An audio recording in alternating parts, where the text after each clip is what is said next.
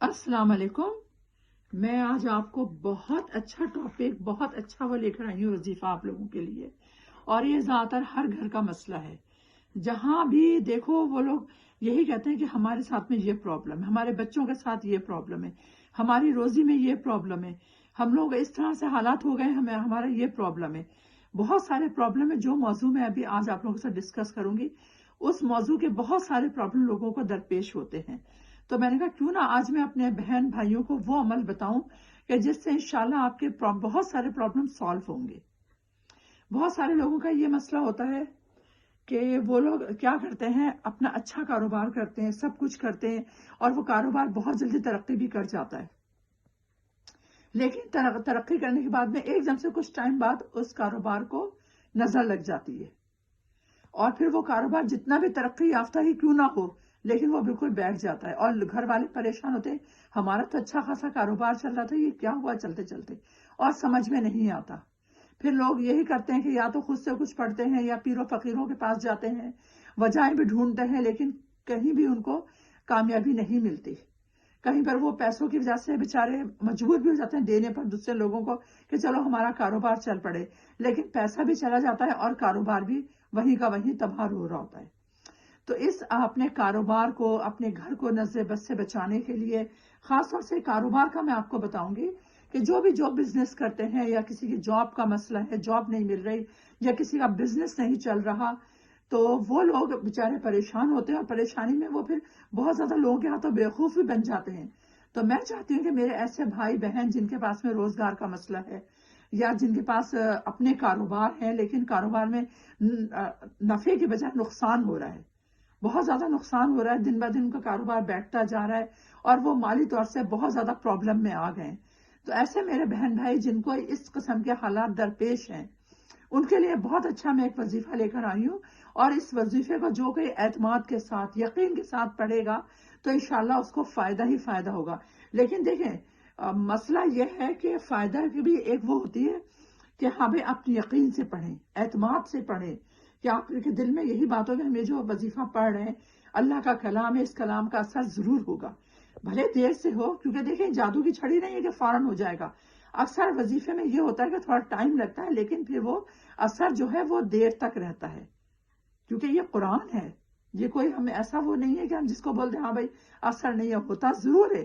بس اس کے یہ کہ کچھ قواعد ہوتے ہیں, ان قواعد میں یہ ہے کہ دیکھیں پاک ہو کے بیٹھیں, بالکل سے آپ کی باڈی پاک ہو, وضو سے ہو, قبلہ رخ بیٹھے ہوئے ہوں, جانماز بچھی ہوئی ہو, اور خوشی و خضوع یعنی کہ پوری توجہ. خوشی و خضوع کا مطلب پوری توجہ. بہت سے لوگ بولتے ہیں مجھ سے کہ آپ خوشی و خضوع کا مطلب کیا ہے, یعنی کہ پوری کانسنٹریٹ, پوری توجہ آپ لوگوں کی اس وظیفے پر ہو جو آپ کر رہے ہوں. تو اس کے لیے دیکھیں میں ایک لے کر آئی ہوں. سب سے پہلے آپ یہ سوچیں, نظر.